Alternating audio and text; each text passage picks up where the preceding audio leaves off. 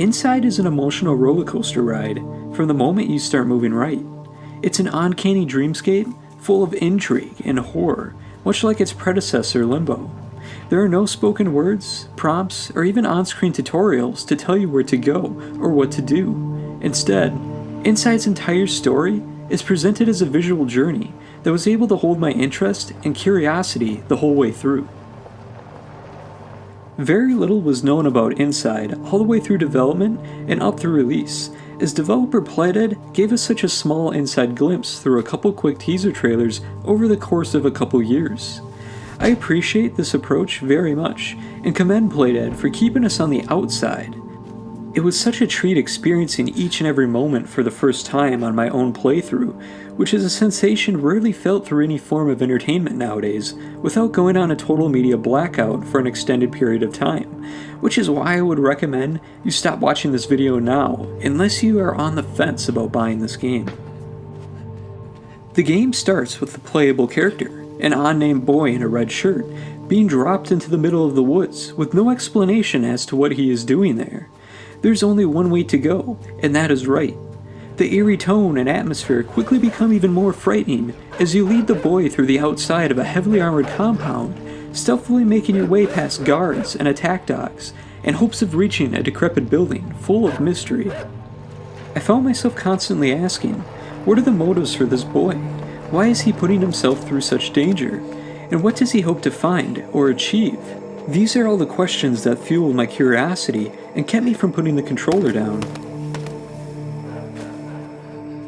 As I progressed through the game, I became less curious about what the boy's motives were, and more interested in the motives of the corporation the boy was exploring, as he found himself in stranger and stranger anomalies around every corner as he ventured closer to the inside.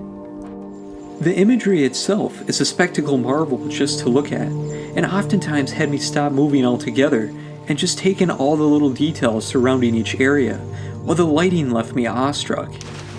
Not only does the lighting look beautiful and feel natural in every environment, but it also plays a smart role in the game's mechanics and puzzle solving in ways that I've never seen before. In many ways, the light is more your enemy than it is your friend, and you will constantly find yourself hiding behind the slimmest pieces of scaffolding and ducking under the rapidly changing shadows cast by the piping in between the terrifying mechanisms and machinery passing overhead. Inside is similar to Limbo in a lot of ways, not just because it is a puzzle platformer, but because it takes a lot of Limbo's ideas and expands upon them in fresh new ways. You will be required to literally put on your thinking cap at times and take control of the situation in order to solve the problem at hand, like guiding mindless waves of people in a zombie-like state by using a brain control cap.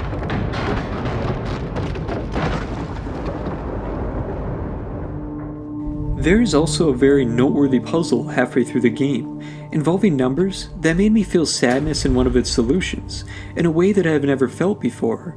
It's these types of moments that make for a very unforgettable experience.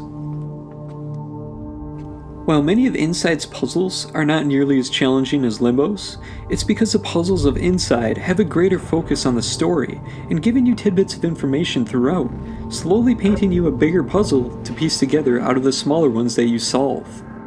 It's a novel idea, but one that I question in great detail whether or not it helped the game in the long run, as the painting never fully comes together.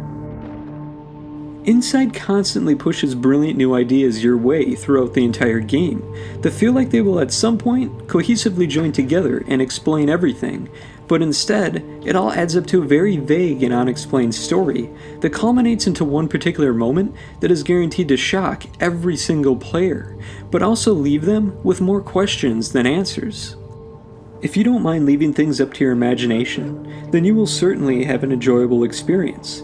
But if you're the type of person that likes a more grounded story with no stones left unturned, then you will find yourself a bit frustrated with the outcome, which is where I found myself as the credits rolled.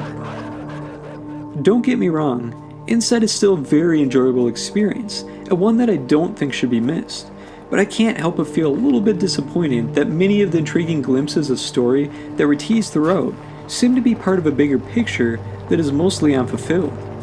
To me, a story is better off told when it doesn't rely on you to fill in the gaps.